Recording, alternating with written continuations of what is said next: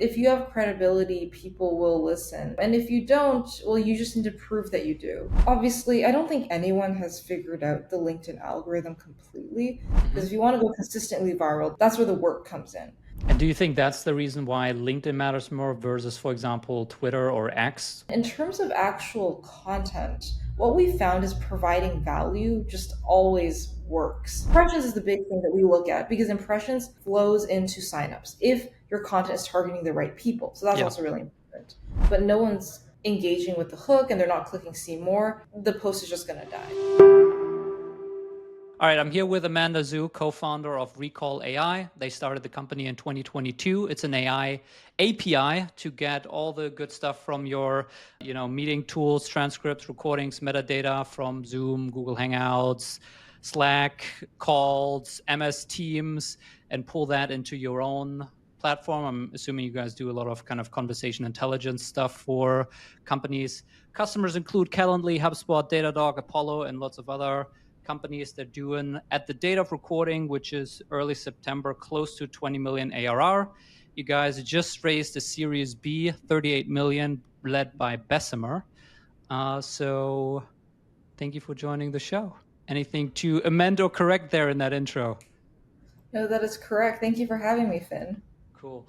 I work with a lot of founders who want to kind of do LinkedIn brand, CEO brand, founder brand, and you actually get mentioned quite a few times from people that I talk to in terms of people that they want to emulate, people whose content they enjoy. We do work with a lot of technical founders, so I think, given that you guys sell to developers and you kind of come from that YC ecosystem, there's a lot of other technical founders and YC founders following your content. So glad to have you on. Maybe first question, when and why did you start posting on LinkedIn?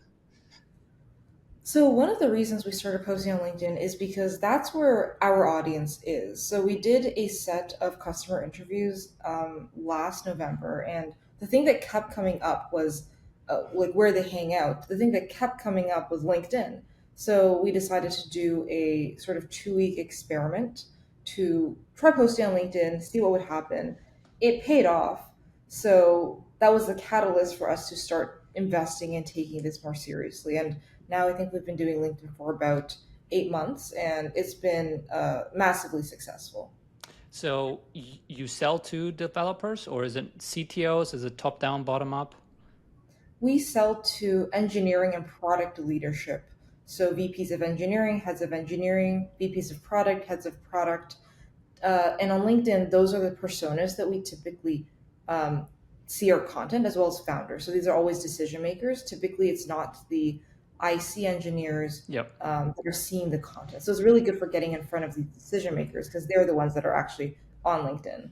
And do you think that's the reason why LinkedIn matters more versus, for example, Twitter or X, where maybe for the IC layer, X would be more relevant? We haven't tried X before, and that's something that we're actually looking to experiment with. Um, but I think the audience is different, the tone is different, and Yeah. we'll probably get different people. So I know about LinkedIn, but we haven't tried it with X yet. Yeah. Interesting. And then you said a 2 week experiment. Like that's very short experiment. Like, was it like we get 5 posts out, or what was the experiment? Yeah, that is actually a very short experiment. Maybe to correct myself, we figured out in 2 weeks that it was worth it. But basically, what happened was we did a couple. We just posted every day for like every weekday for And when two you say weeks. we, was it just you or your co-founder, David also, or who's we? Sorry, it's just me. Yeah. I just say Okay. we in the context of recall, Yes. like we recall did this experiment, but it was me posting just on the weekdays, Monday to Friday for 2 weeks. And we had like one or two posts hit 100K impressions. And at this point, I had a That's pretty single good. digit. I appreciate that. But at this point, I had like a low, I think, thousands number of followers. So we were like, wait, this is like a consistent way if we can figure this out, get in front of our audience. So it was more so that quickly we realized that this was worth it rather than we were only bounding it to 2 weeks as an experiment. Does that Yeah, make yeah, sense? yeah. That makes sense. So, how did you approach those first 10 posts? Did you take a course? Did you follow anyone? Did you use any frameworks? Did you just post whatever you thought of would be cool? Like, what were those first early posts? Yeah, so the first posts were very ad hoc. And also tell me if you also want me to go into what we do now, what's changed in our process. Hmm. But the first couple posts were super ad hoc. It was just whatever we could think of that was interesting or cool that we think people might like to see. Like one of the first posts that went a little bit viral was just a list of different AI agent companies. And we posted about it because we knew about the space and we thought that other people might care because that was a topic that was hot at the time.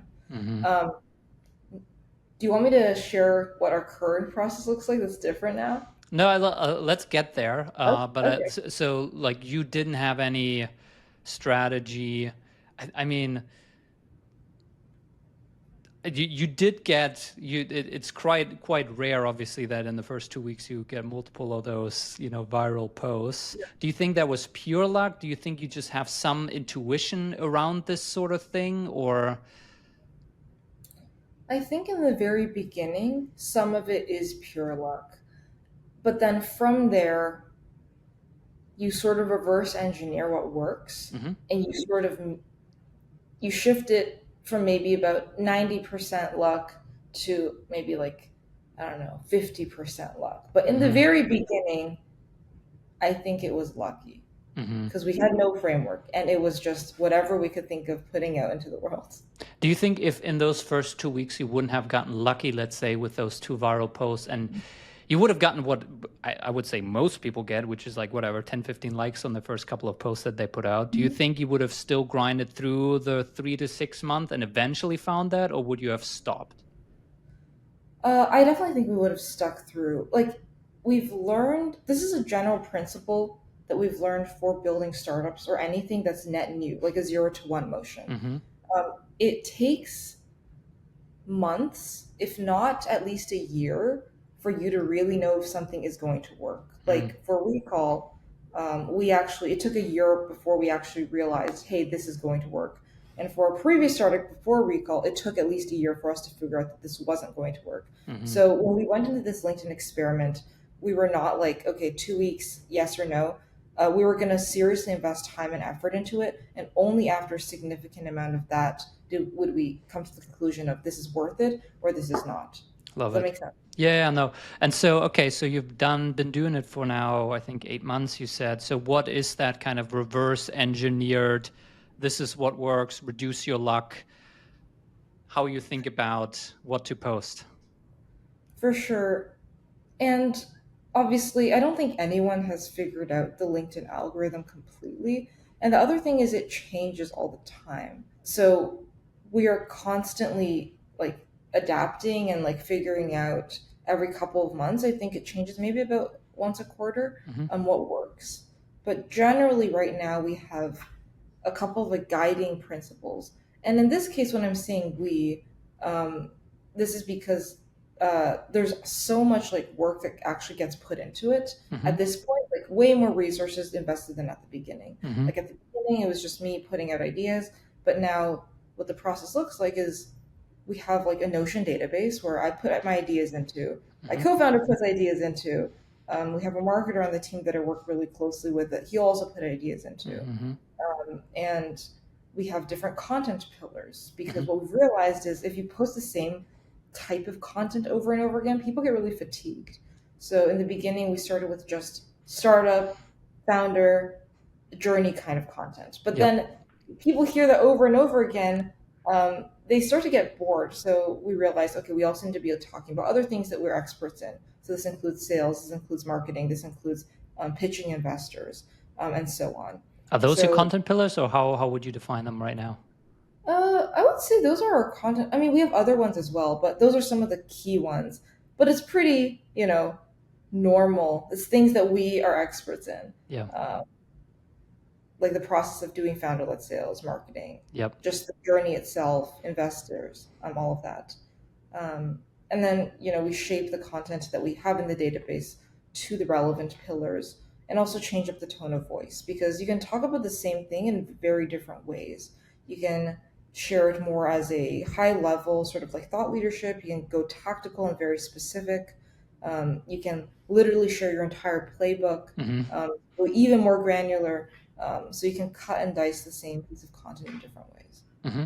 Okay, so you got the Notion board where you, your co-founder, and your marketing person collect ideas. What are the next steps in the process? So after that, we sit down once a week to write out the post for next week.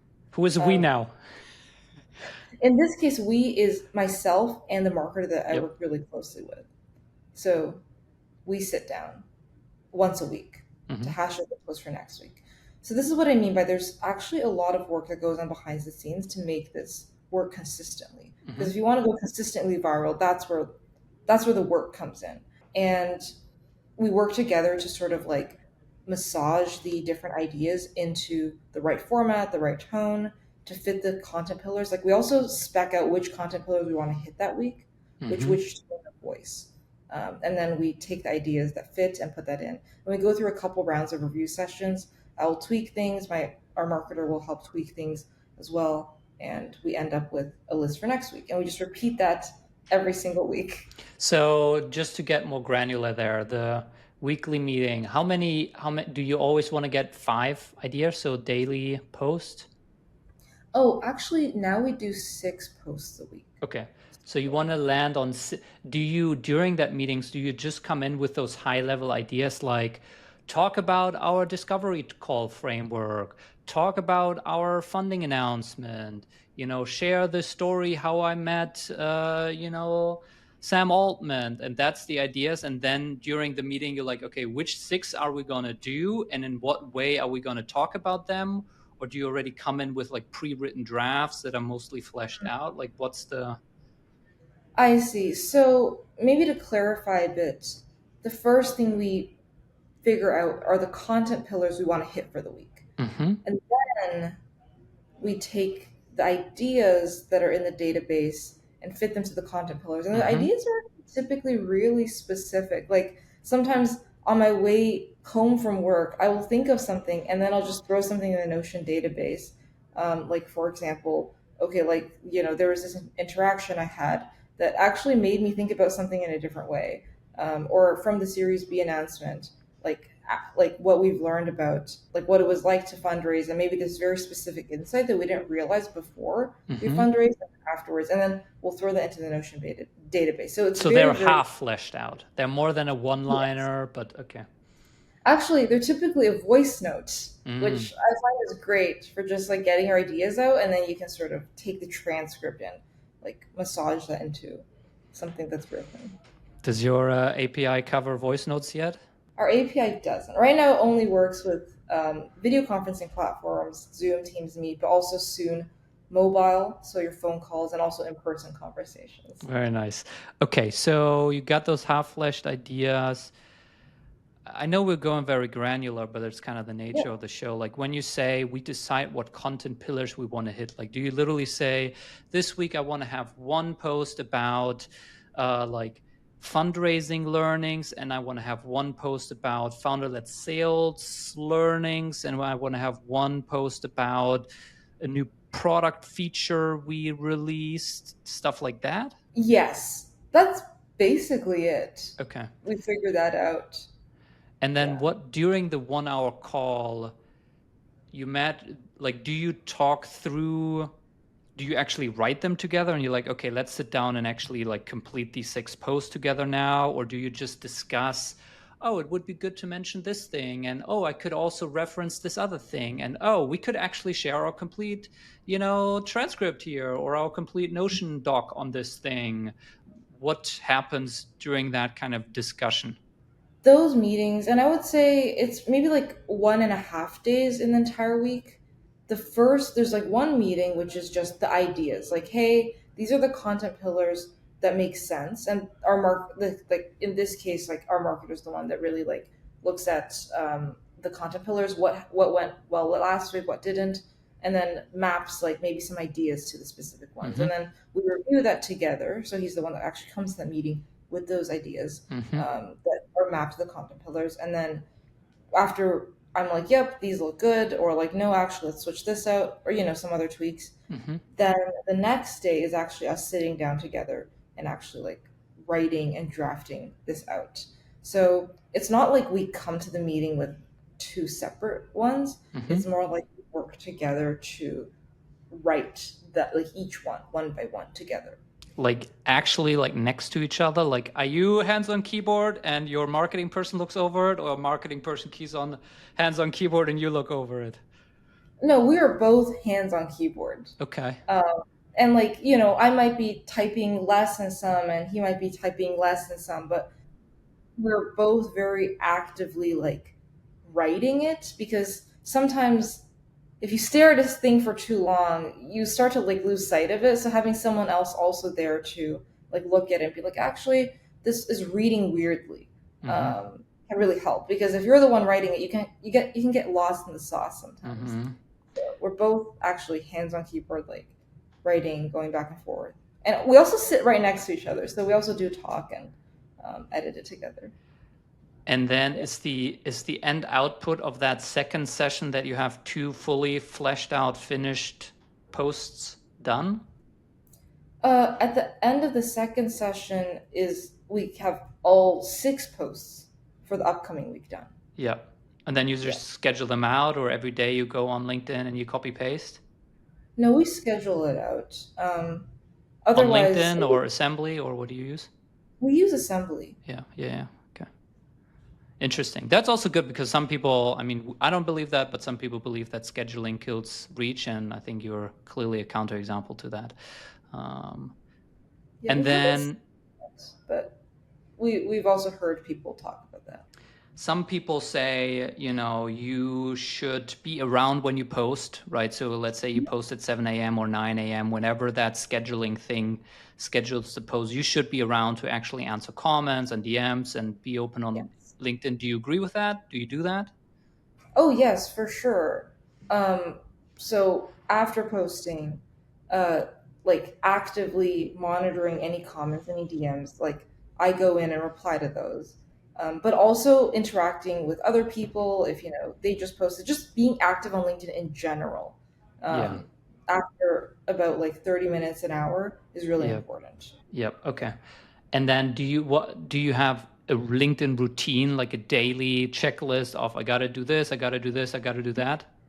Yes, but it's pretty short, Hmm. which is mainly just after posts, have a time blocked off to make sure that you're around to, not don't have meetings scheduled during that time, but be around to be able to answer these questions and comments and all of that. And then for LinkedIn DMs, though, I also check them maybe like just at the end of the day, outside of that specific block where I'm Hmm. responding to comments and DMs.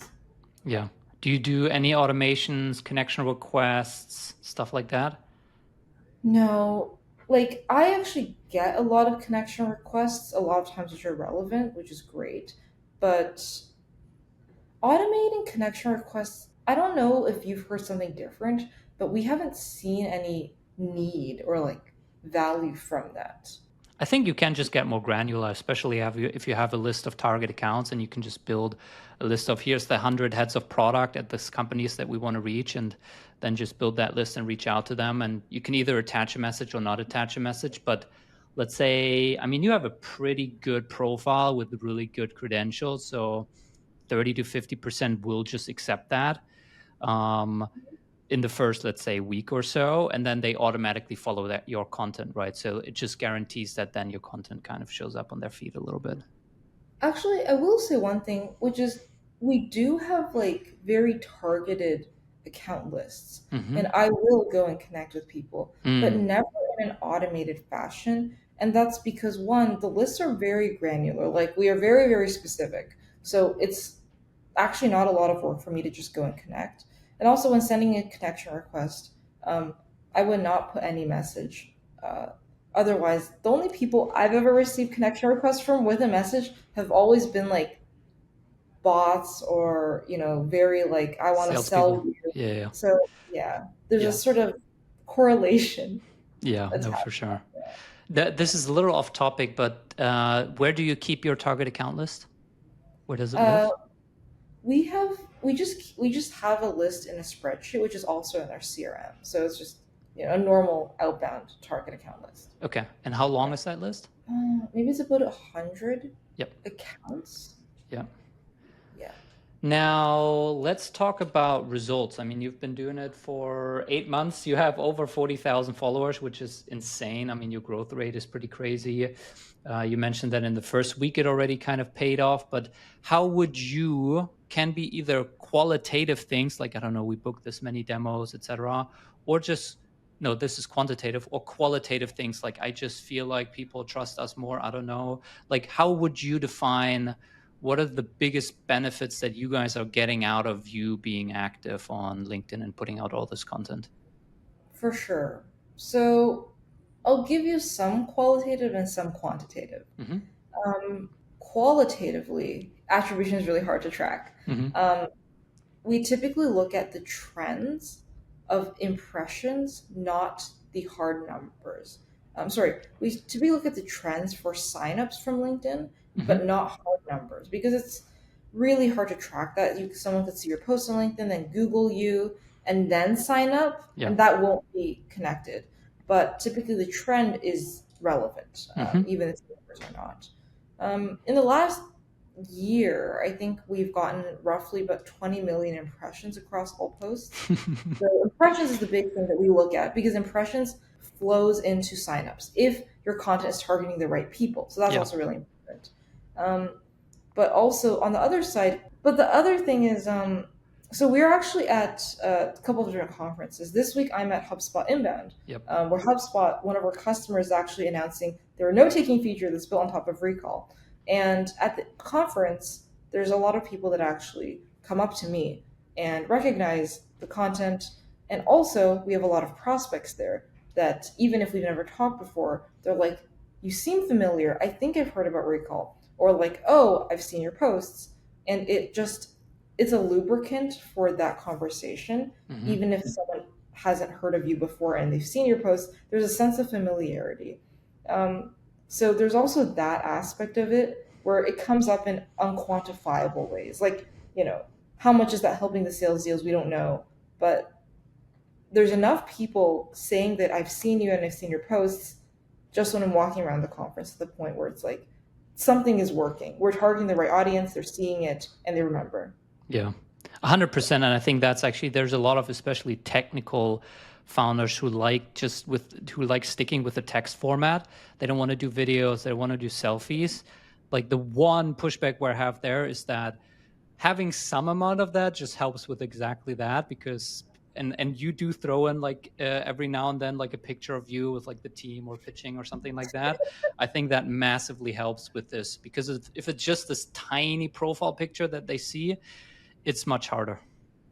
Yep, that's definitely true. And actually, for a Series B announcement, the post right before that was a picture of Hmm. myself and my co-founder just to get people to start like recognizing this face a little bit. So Yeah. yeah. It's actually quite brave that that you do this podcast. I think like 20 minutes after you did your Series B announcement post on LinkedIn. I'm Wait, pretty why? sure.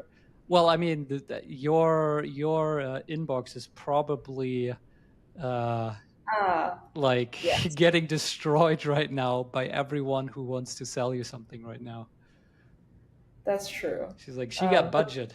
Let's but, get. the, but this Um, was really important. I appreciate it.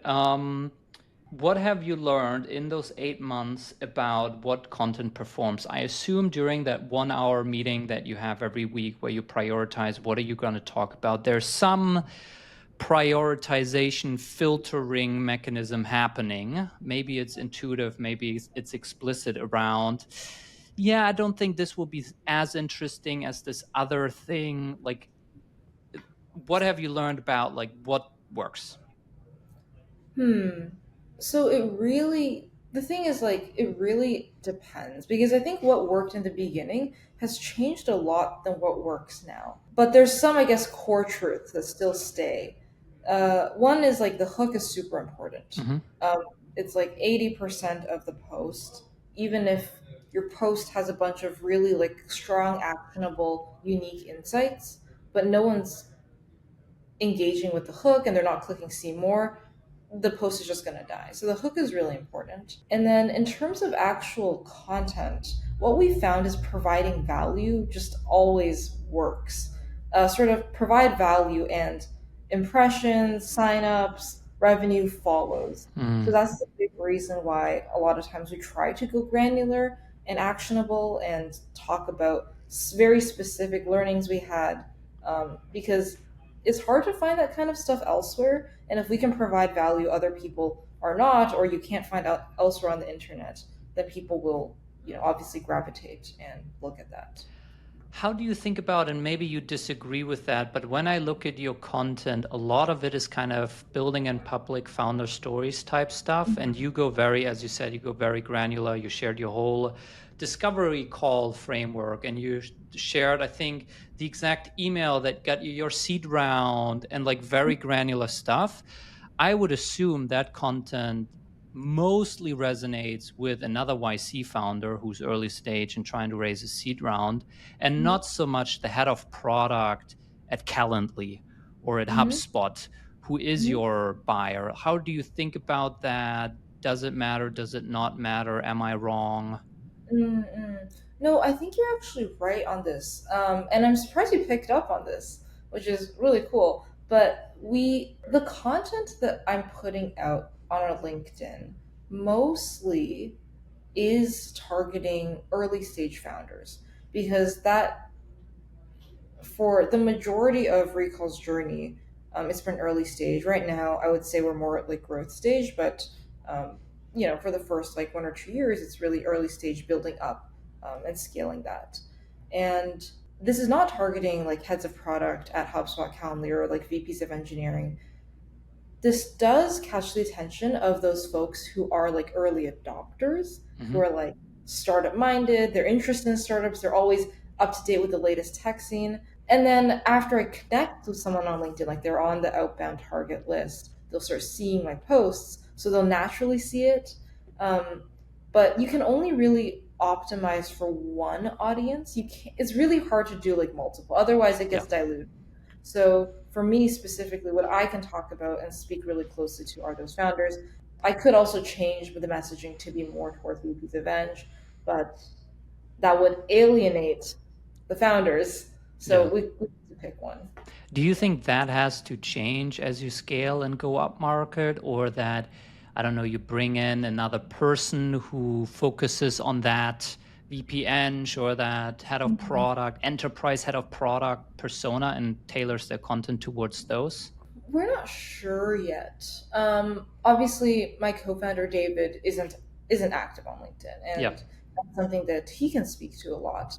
But the other thing is, right now, all of our customers are tech forward, like B2B SaaS companies, Mm. which means that even if they are not startup founders themselves, they are still plugged into the latest tech and what's going on in the startup scene. So that's why it still works.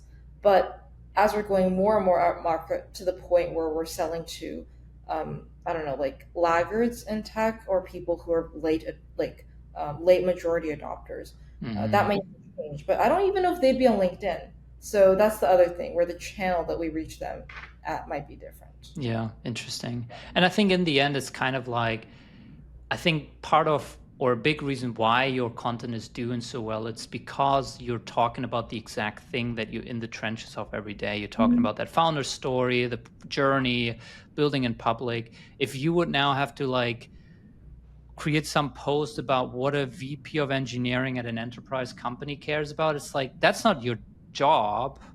And so whatever Yeah. you come up with is probably not, doesn't have that level of granularity and detail that you can now speak to, and that does so well for you. So Yep, there's also that. So, like, just speaking from honest, like, real experience is what makes people resonate with it a lot because there's details that you only know if you've done it for years. yeah. So, Are yeah. you thinking about trying to activate your co-founder, David, or you want him to just focus on product and not deal with all this LinkedIn social stuff?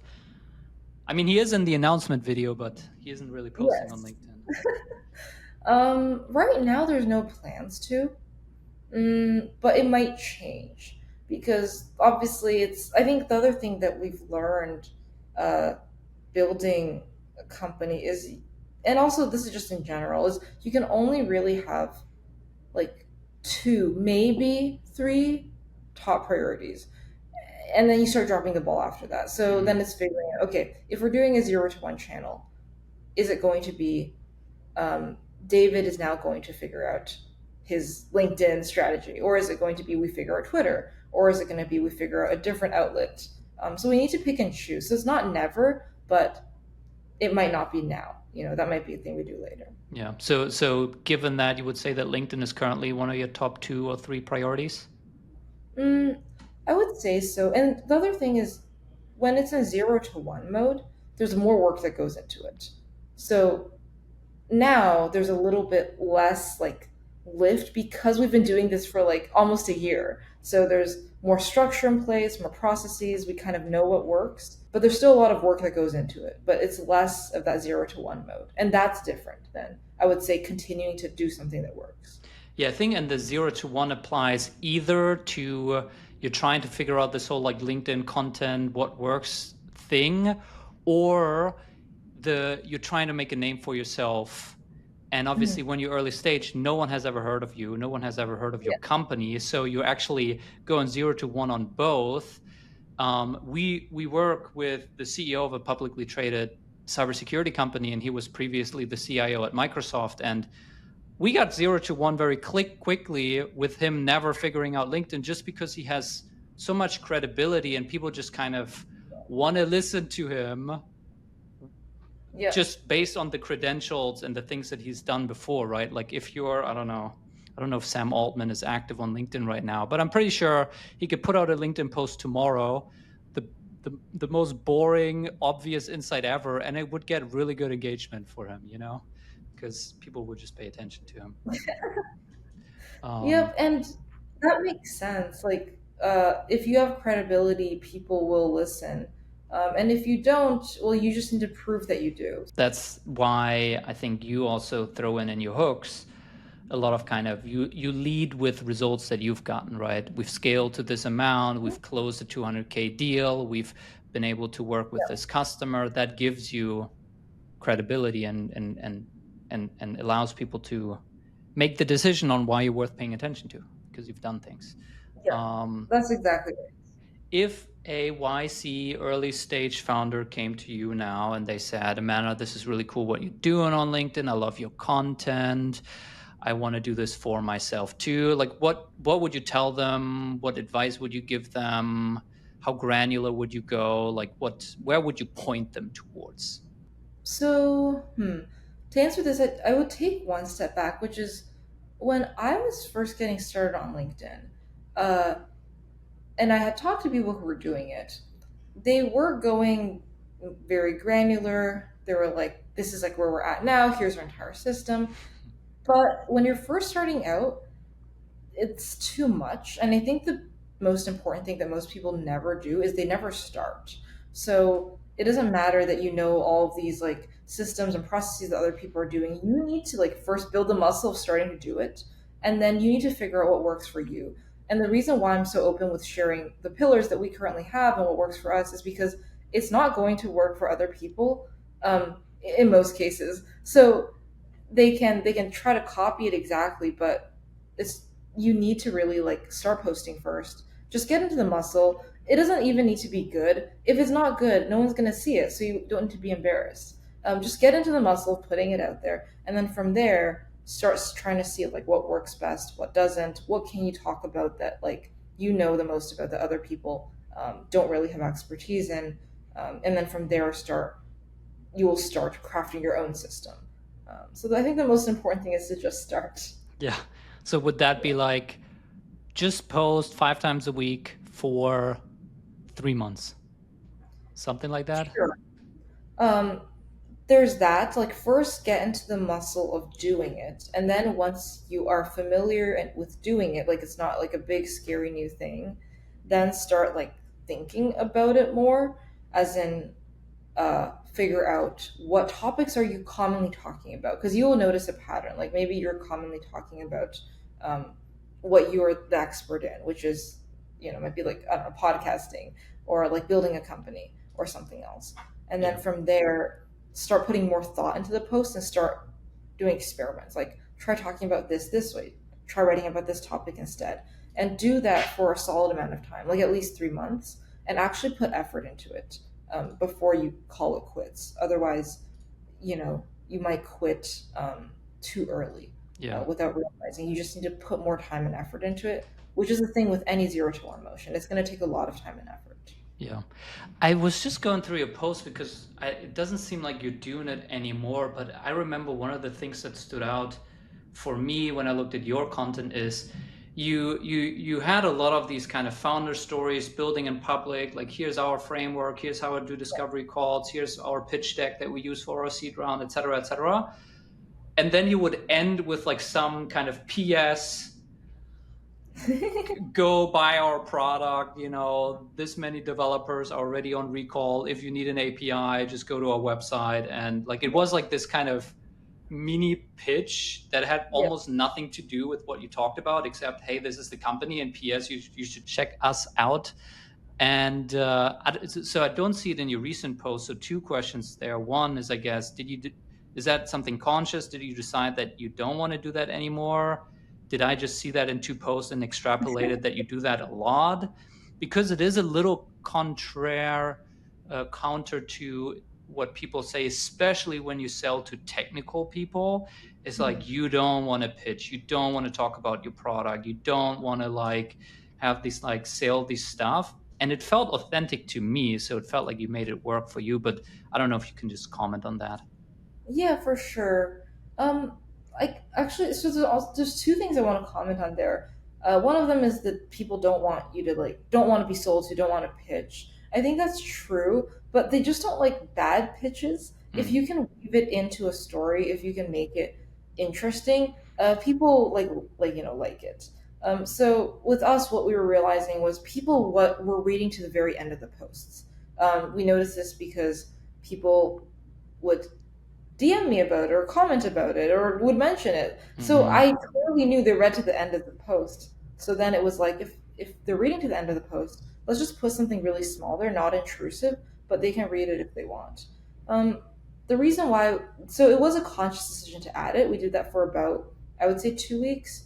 And then I decided to take that out because uh, one of the new things that we learned about LinkedIn's algorithm, and this is what I mean by the algorithm changes a lot, is that now LinkedIn posts allegedly go through an LLM, and then that is what categorizes like who it gets shown to. And something that I'm testing out right now is without it, what does reach look like? Mm. Because is it that like the LLM is categorizing it as an ad because of the PS at the end? Uh, And it's still an experiment in progress, so I don't have the results and I don't know yet, but yeah. that is a conscious decision. And that's what I mean by there's so much effort. You have to stay on top of what's happening. You have to put those tweaks, you have to run these experiments, and it just keeps changing. And you just need to keep adapting with it. Yeah. Well, I'm really curious to see what your results are. Just subjectively, I like them because I don't know, it just, to me, they signaled confidence in the product, Mhm. that you should just be like, by the way, we built this and it's awesome and you should use it. And it's just kind of like, I don't know, I liked it.